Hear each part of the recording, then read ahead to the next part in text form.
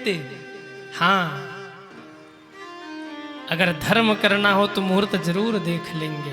मैं मुहूर्त का विरोध नहीं कर रहा, मुहूर्त देखना चाहिए, परंतु कुछ काम ऐसे हैं जिसमें आप मुहूर्त न देखें तो ही ठीक है। कथा हो रही है, अब कोई घर में बैठकर सोचे मुहूर्त देख करके हम कथा पंडाल में जाएंगे तब हमको फल मिलेगा, रह गए, कुछ नहीं मिलेगा। दान करने का मन हो, अब मन में आए कि मुहूर्त आने दो, मुहूर्त में दान करूंगा, नहीं होगा। मुहूर्त आने के पहले अगर टपक गए तो, मुहूर्त तो आया नहीं, चले गए तो रह तो जाएंगे ना। इसलिए कभी भी कोई अच्छा काम करना हो, भजन भक्ति, भगवान का नाम, कथा श्रवण, उसमें मुहूर्त मत देखिए। दशरथ जी ने कहा गुरुदेव मुहूर्त देखकर बताइए। वशिष्ठ जी ने पांचांग खोला, समेट करके बगल में रख दिया। लोग कहते हैं वशिष्ठ जैसे सद्गुरु थे तो राम जी का वनवास कैसे हो गया। वशिष्ठ जी तो जानते थे कि राम जी जंगल जाने वाले हैं, पहले ही बता देते या रोक देते। वशिष्ठ जी क्यों नहीं रोक पाए, या वशिष्ठ जी ने दशरथ जी को बताया क्यों नहीं। गलती वशिष्ठ जी की नहीं है, गलती हमारी आपकी है जो हम समझ नहीं पा रहे। वशिष्ठ जी ने पांचांग बंद करके बगल में रखा और बोले राजन बेगी विलंबन करहु नृप, साजहु सकल समाज। क्यों? क्योंकि सुदिन सुमंगल तब ही जब राम हो ही जो अच्छा दिन और मंगल दिन वही है महाराज जब राम राजा बन जाए। इसलिए बेगी विलंबन करहु नृप, तुरंत राम को जाकर राजा बनाइए। दशरथ जी ने कहा गुरुदेव इतनी भी क्या जल्दी है, कल सुबह राम को राजा बना देंगे। वशिष्ठ जी मन में मुस्कुराए, हो गया काम। कल सुबह आएगा ही नहीं राजन, तो कल सुबह कैसे आप बनाएंगे राम को राजा। वाल्मीकि रामायण में तो स्पष्ट लिखा है। दशरथ जी ने जब पूछा गुरुदेव से तो गुरुदेव ने स्पष्ट कहा था महाराज राम को राजा बनाना है तो अभी बना दीजिए, नहीं कल से लेकर 14 वर्ष तक राम राज्य का कोई मुहूर्त ही नहीं है। दशरथ जी सुन ही नहीं पाए। दशरथ जी इतने भाव में डूब गए कि बोले गुरुदेव राम को कल सुबह राजा बनाते हैं, रात भर खूब उत्सव होगा और सुबह राम को राजा बना देंगे। हम लोग भी यही गलती करते हैं। तीर्थ जाना हो तो कल जाएंगे, भगवान का नाम लेना हो तो कल लेंगे, सत्कर्म करना हो तो कल करेंगे, कथा सुनना हो तो कल सुनेंगे, किसी को गाली देनी हो तो, लड़ाई झगड़ा करना हो तो आज करेंगे, अभी करेंगे। दशरथ जी वाली गलती हम लोग भी करते हैं। दशरथ जी ने कहा गुरुदेव राम को कल राजा बनाएंगे। वशिष्ठ जी ने कहा जैसी आपकी इच्छा। इधर बाजे बजने लगे, उधर देवताओं में खलबली मच गई। देवताओं ने कहा अगर राम राजा बन गए तो फिर रावण को मारेगा कौन। इसलिए सरस्वती माँ के पास पहुंचे, माँ एक विनती है। माँ ने कहा कहिए। सारे देवता कहते हे बीड़ा वादनी माँ, हे सरस्वती मैया, किसी की बुद्धि घुमा करके राम जी को जंगल भिजवा दीजिए। कैकेयी माँ कहते सरस्वती माँ को क्रोध आया है और सरस्वती माँ ने क्रोध में आकर के देवताओं को गाली देना शुरू किया है। जरा सुनिएगा क्या कहा माता सरस्वती ने। ऊंच निवास नीच कर तूती, ऊंच निवास नीच कर तूती, देखी न सकहीं पराई विभूति, देखी न सकहीं पराई विभूति।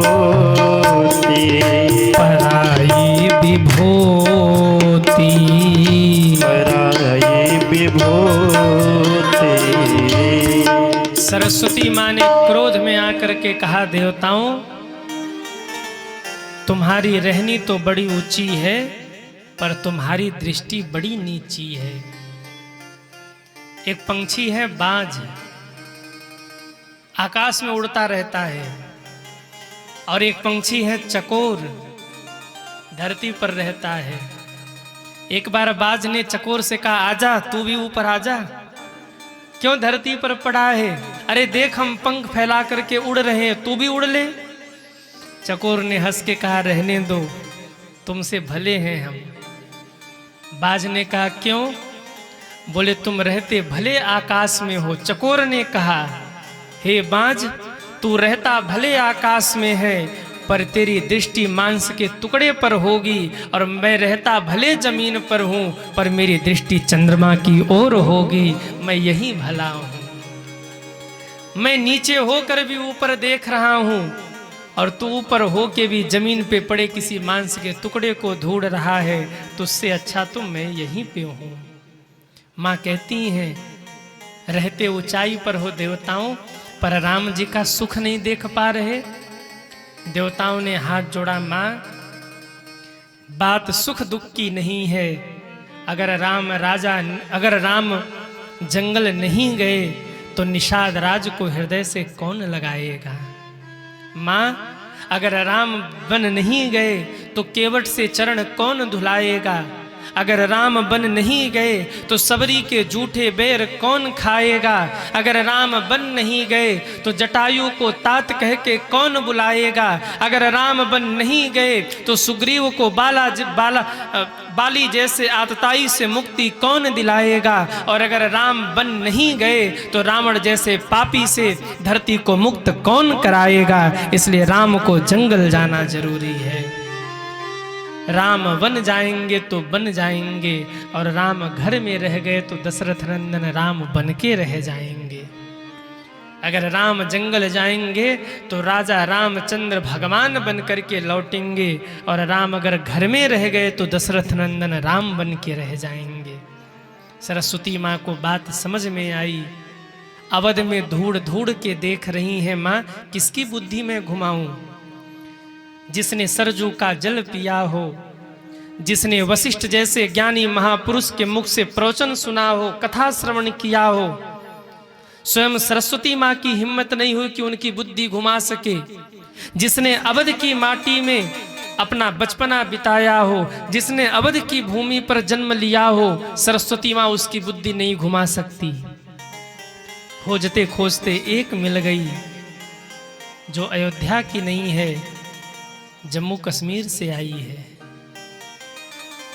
कौन है? कौन मिली? अरे कहिए ना, मंथरा। पहले कैकेयी देश जम्मू कश्मीर था, कैकेयी आई थी तो साथ में मंथरा को लेकर आई थी। ये अयोध्या की नहीं थी, इसने अयोध्या में जन्म नहीं लिया था, इसका बचपन अवध में नहीं बीता था, इसने वशिष्ठ जैसे ज्ञानी के मुख से कथा नहीं सुना था, और सुना भी था तो ये देखा था कि झगड़ा कहाँ कहाँ हुआ है। कई लोग कथा में भी बैठते हैं ना, तो कथा नहीं सुनते, क्योंकि श्रोता तीन प्रकार के होते हैं।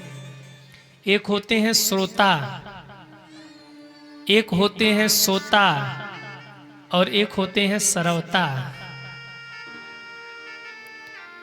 श्रोता वो जो श्रवण करे, कथा को मनन करे, चिंतन करे और जीवन में उतारे, वो है श्रोता। दूसरे नंबर के हैं सोता। ये कथा में आएंगे, थोड़ी देर कथा सुनेंगे, और कथा सुनते सुनते जय राम जी की। वैसे हमारी कथा में सोता कम ही होते हैं। आप लोग सो नहीं रहे हो, आप लोग भाव से सुन रहे हैं, आप लोग श्रोता हैं। बजाओ अपने लिए एक बार ताली आप लोग। हाँ, आप लोग श्रोता हैं, सोता नहीं है। अच्छा, जरा कथा सुनते सुनते अगल बगल भी देख लेना चाहिए कि कोई सो तो नहीं रहा, तो थोड़ा सा धक्का देकर जगा लेना चाहिए, क्योंकि सोता भी बड़े गजब के होते हैं। जब कुंभकर्ण मारा गया ना, तो निद्रा देवी परेशान हो गई 6 महीने सोता था। राम जी आपने मार दिया इसे, अच्छा चिंता मत करो, हम इसका बदला लेंगे। राम जी ने कहा मेरे सामने आना मत, मार डालूंगा तुम्हें भी। तो लक्ष्मण के पास जाऊं? अरे उसने तो संकल्प ही ले रखा हम सोएंगे ही नहीं, तो कहाँ जाऊं? निद्रा देवी ने कहा ठीक है सरकार, न तो आपके पास आऊंगी न तो लक्ष्मण जी के पास जाऊंगी, पर जहां जहां आपकी कथा होगी मैं कथा पंडाल में जाके बैठ जाऊंगी। और जितने भी भक्त वहां आएंगे, जरा सा कोई आलस में आया, मैं वहीं जाकर उसके सिर पे बैठ जाऊंगी। कौन कह रही? अरे कौन कह रही? निद्रा देवी। वो कह रही कि मैं उसी के सिर पे जाके बैठ जाऊंगी। और जहां निद्रा देवी बैठे, फिर आहा क्या नींद आती है कथा में। ऐसा नींद तो नींद की गोली खाकर डल्लभ के गद्दे पर भी नहीं आती। कथा में इतने चैन से लोग सोते हैं, और 3 घंटे की जब कथा हो जाए और वो बोलिए रामचंद्र भगवान की जय हो, तो झटपट कुर्ता झाड़ के वस्त्र झाड़ कर खड़े होंगे। कथा हो गई? हाँ हाँ हो गई, बहुत अच्छी कथा हुई। कहा क्या गया पता नहीं, पर नींद बहुत अच्छी आई।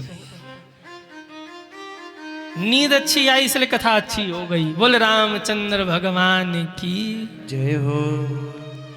तो एक है श्रोता, एक है सोता, और एक है सरवता। सरवता का काम क्या है? 3 घंटे बैठ करके बस ये देखना है कि महाराज गलती कहाँ कर रहे हैं,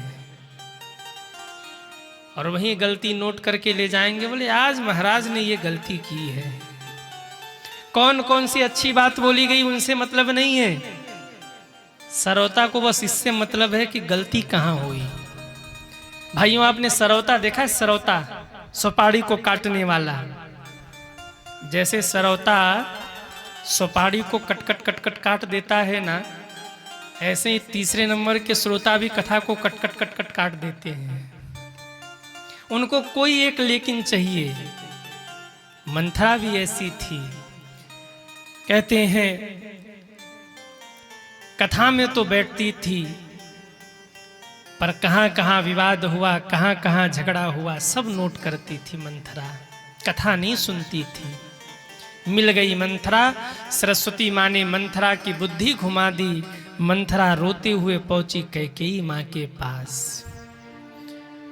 आज पूरे अवध में आनंद है, केवल एक कोई दुखी है तो उसका नाम है मंथरा। मंथरा दुखी होकर राम के कैकेयी माँ के भवन में पहुंची सज्जनों, और मंथरा का एक ही काम है घर को तोड़ना। और मेरे भाई बहन याद रखना, उस जमाने में तो एक मंथरा थी। आज के जमाने में अरे बोलो ना, आप ही कह रहे, हम नहीं कह रहे हैं। हाँ, हमको मत घसीटना कि महाराज आए थे जब हमारे सदबहिनी ना, सदबहिनी में तो कह रहे थे घर घर मंत्र। आप लोग कह रहे हो उस जमाने में एक मंत्रा, और आजकल अरे जोर से बोलो। अब डर गए महाराज क्या कह रहे हैं, पर सच तो यही है। आज हर घर में मंथरा है। कलयुग बैठा मार कुंडली जाऊं तो मैं कहाँ जाऊं। अब हर घर में रावण बैठा, इतने राम कहाँ से लाऊं। इतने राम कहाँ से लाऊं। आज तो हर घर में रावण है, हर घर में मंथरा है। मंथरा कौन? जो आपके घर के परिवार की खुशी को बर्दाश्त न कर सके, वही मंथरा है। घर में आते ही जो कहना सास को बहू से बिड़ा दे, बहू को सास से बिड़ा दे, वो कौन है? मंथरा है। जैसे ही मंथरा घर में घुसेगी ना, पहले देखेगी कौन कौन क्या क्या कर रहा है घर में। ताका झाकी करने के बाद सास के पास बैठेगी तो कहेगी देखो देखो क्या जमाना आ गया। 7 बज गए अभी तुम्हारी बहू सो के नहीं उठी। हाँ, और बहू के पास बैठेगी देखो देखो क्या जमाना आ गया, तुम्हारी सास तुम्हारी निंदा कर रही थी। अच्छा मान लो बहू सोई हो और सास बर्तन धुल रही हो। मान लीजिए कि कभी बाई चांस सास सोई हो, उसकी तबीयत ठीक ना हो, बुखार हो, या बेचारी मायके से आई हो, थकी हो, सास ने सोचा हम बर्तन धुल दे, और सास बर्तन धुल रही हो और मंथरा ने देख लिया, तो अब क्या कहेगी? क्या जमाना है, घोर कलयुग आ गया। बहू सो रही है, सास बर्तन धुल रही है। समझ लो यही मंथरा है। आप कहेंगे तो महाराज जी बचे कैसे? ऐसी मंथरा जब बोले ना कि क्या जमाना आ गया, बहू सो रही है, सास बर्तन धुल रही है, तो सास को चाहिए कि धीरे से कह दे, आ तू हाथ बटा दे थोड़ा, आ तू बर्तन धुलवा दे। ऐसी भागेगी कि फिर दिखाई नहीं देगी। इन मंथराओं से सावधान रहिए। मंथरा ने जाकर कैकेयी को भड़काना शुरू किया। रोती हुई पहुंची, महारानी ने पूछा, अरे मंथरे तू रो रही है, क्या हो गया? सब ठीक तो है?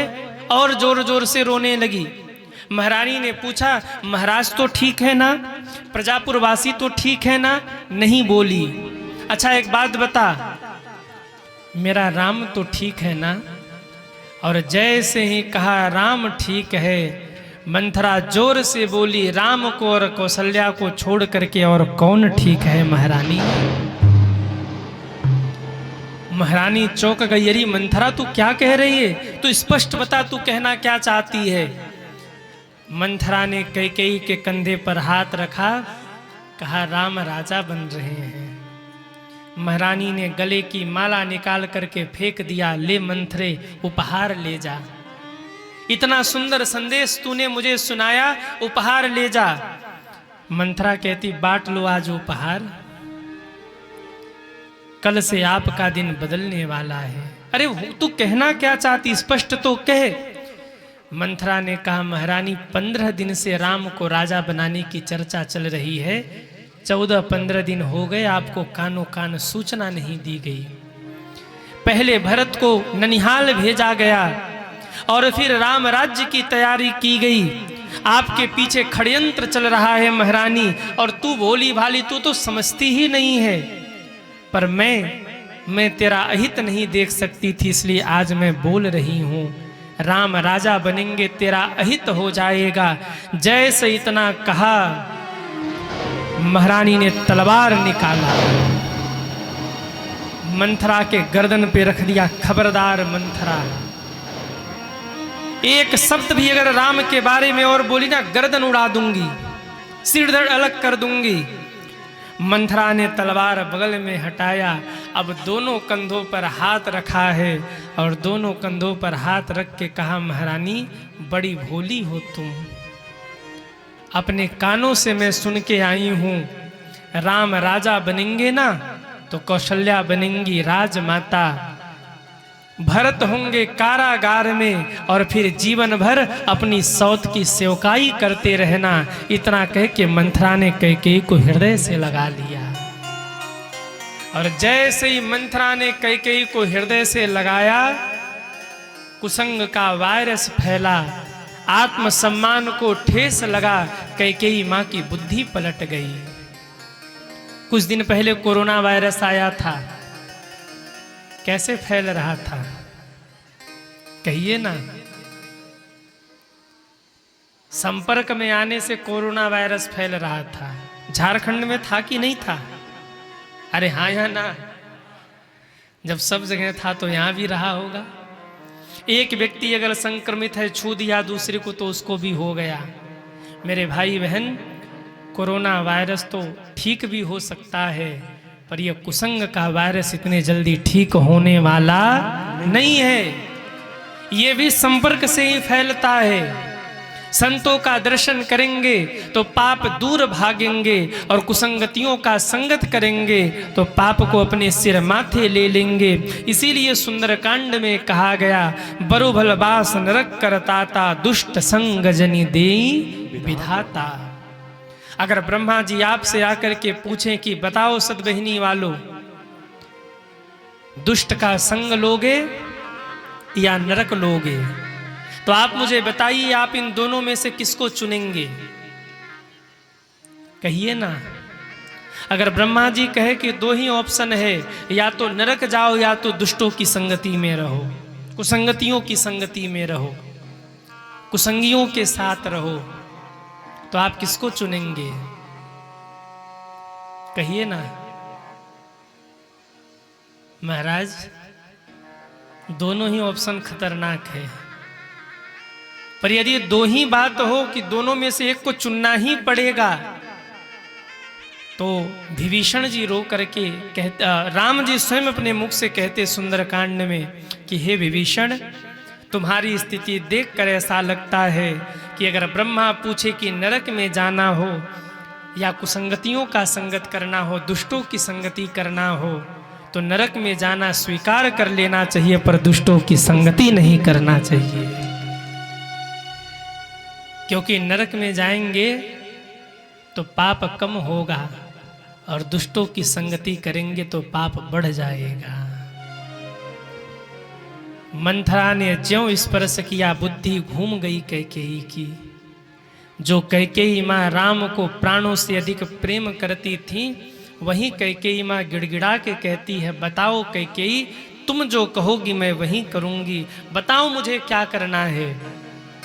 मंथरा ने कहा बस एक काम कर लो, कोप भवन चली जाओ, महाराज मनाने आए तो बोलना मत, जब तक वो देने की बात न करे तब तक बोलना मत। क्या देना है? 2 वरदान मांगना, क्योंकि तुमने रक्षा की थी महाराज की और महाराज ने कहा था 2 वरदान मांगो, और जब तक वो 2 वरदान देने की वो बात न कह दे, कसम न खा ले, तब तक तुम बोलना मत। 2 वरदान कौन सा मांगेंगे? हे मंथरा तू बता।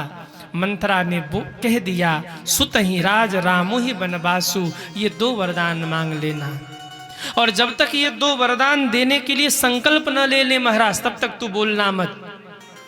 चली गई कोप भवन में महारानी। शाम के समय महाराज आए हैं, मंथरा से पूछते हैं, मंथरा महारानी कहाँ है? कह दिया वो तो कोप भवन में है। आहा, लड़खड़ा गए महाराज। चक्रवर्ती महाराज का पैर कांपने लगा।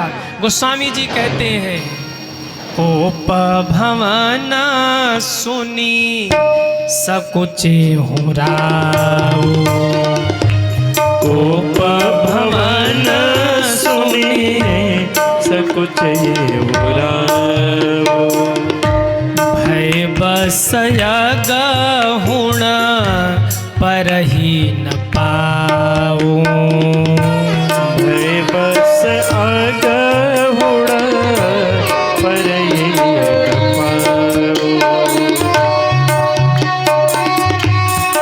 महाराज के पैर कांप रहे,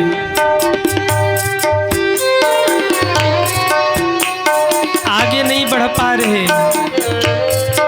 मंथरा, आज तक कोप भवन के ऊपर ताला चढ़ा हुआ था, ऐसा कौन सा अपराध हो गया हमसे कि महारानी कोप भवन चली गई? मंथरा ने कहा, वो तो आप जान लीजिए, पूछ लीजिए जाकर।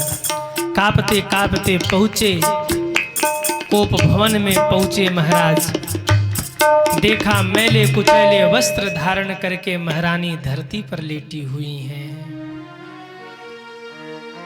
महाराज ने आवाज लगाया, महारानी।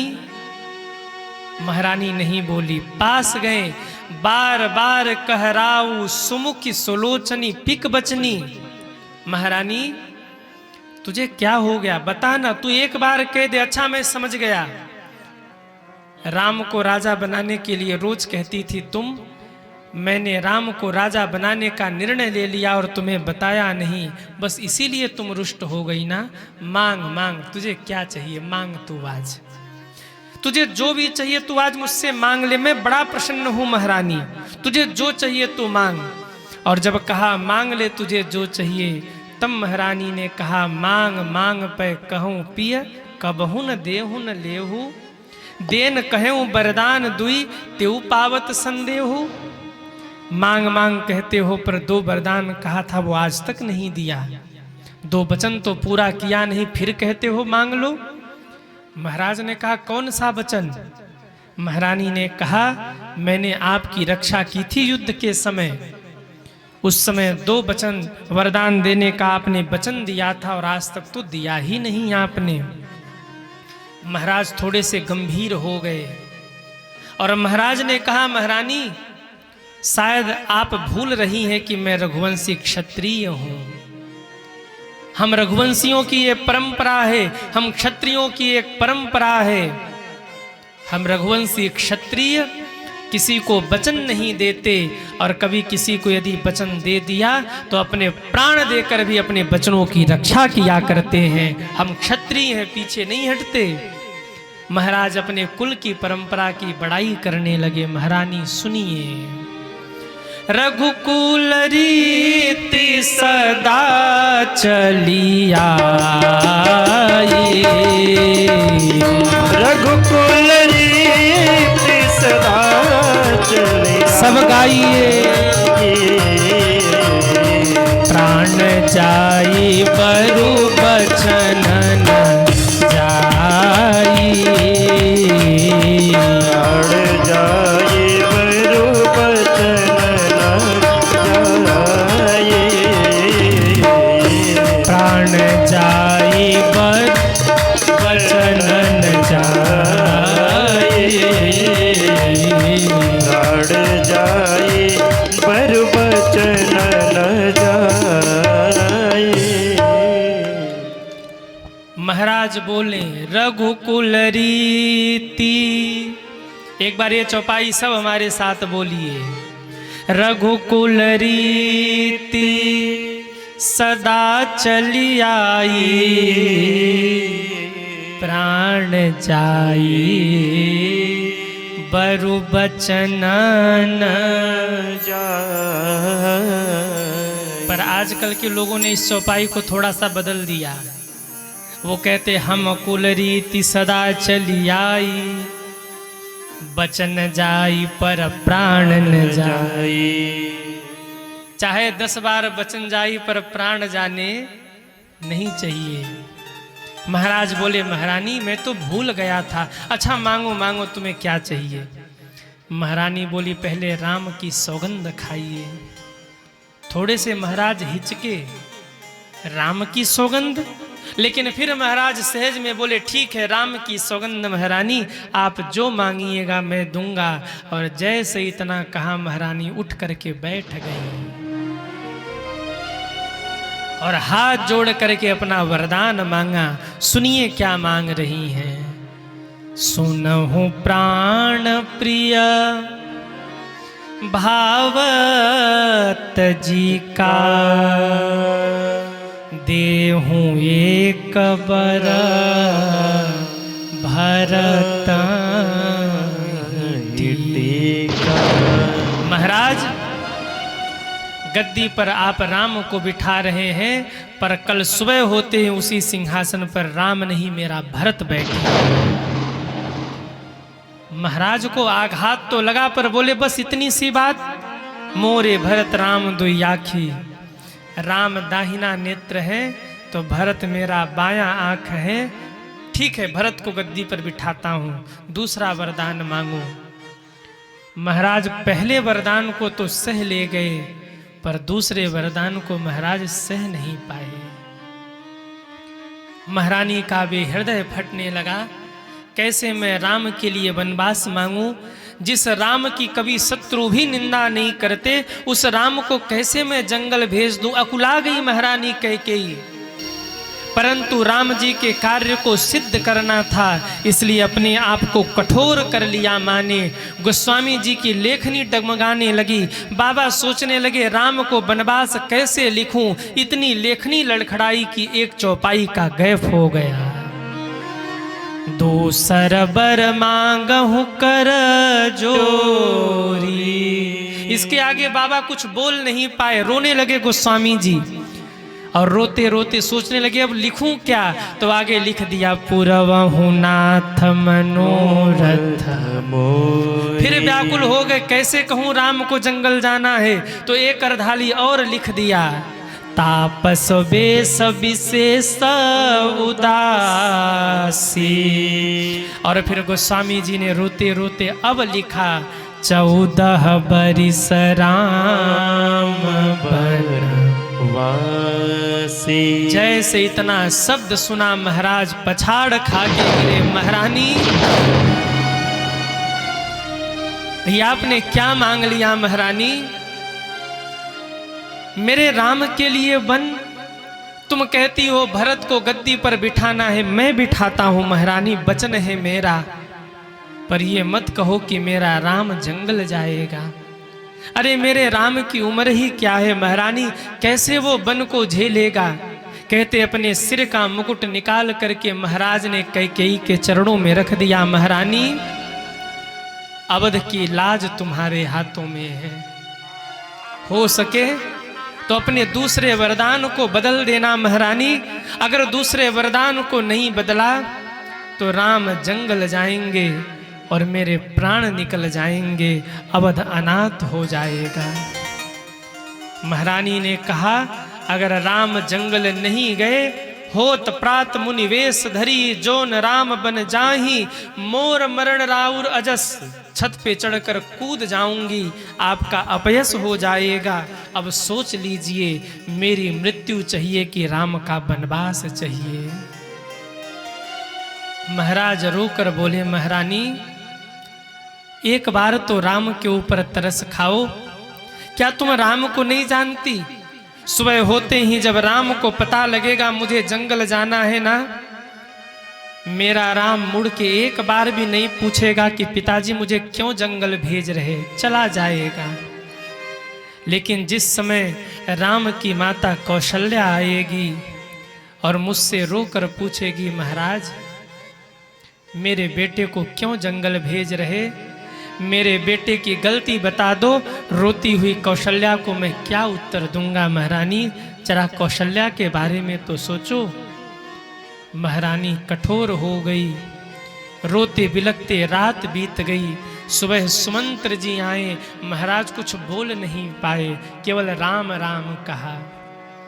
राम जी को सूचना मिली, भागे भागे आए, और जब पता लगा कि कैकेयी माँ ने वनवास मांगा है तो राम जी नाचने लगे और माँ के चरणों में गिरकर प्रसन्न भाव से बोले, माँ सोनु जननी सोई सुत बड़ भागी। मुझ जैसा सौभाग्यशाली बेटा और कहाँ होगा माँ? जो पितु मातु बचन अनुरागी। हे कैकेयी माँ और मेरे पिताजी, आप दोनों ही सुनिए। बचपन से मैं तरस गया कि मेरे पिताजी कोई आज्ञा करें मुझे, मैं माँ की सेवा करूं, पिता की सेवा करूं, पर आपने कभी आज्ञा नहीं किया। जीवन में पहली बार तो मुझे आज्ञा मिली है। मेरे लिए सौभाग्य की बात है कि मैं अपने माता और पिता के वचनों का पालन करूंगा। मेरा भरत गद्दी पर बैठेगा, ये मेरे लिए सौभाग्य की बात है। राम जी चले तो लक्ष्मण जी भी चल पड़े, लक्ष्मण जी चले, राम जी चले, सीता मैया भी वलकल पहन के चल पड़ी। सुमंत्र जी रथ पर बिठाते हैं, नदी के तट पर ले जाकर छोड़ा। रात्रि विश्राम, सुबह अवधवासियों को छोड़कर भगवान सुमंत्र जी, लक्ष्मण जी और सीता माँ को लेकर आगे बढ़े, श्रृंगवेरपुर पहुँच गए। आज इन्हीं शब्दों के साथ अपनी वाणी को मैं विश्राम करूं। पूज्य दीदी जी आ गई हैं, अब वो आप लोगों को आगे की कथा श्रवण कराएंगी। एक बार सभी जय जयकार करें और अपनी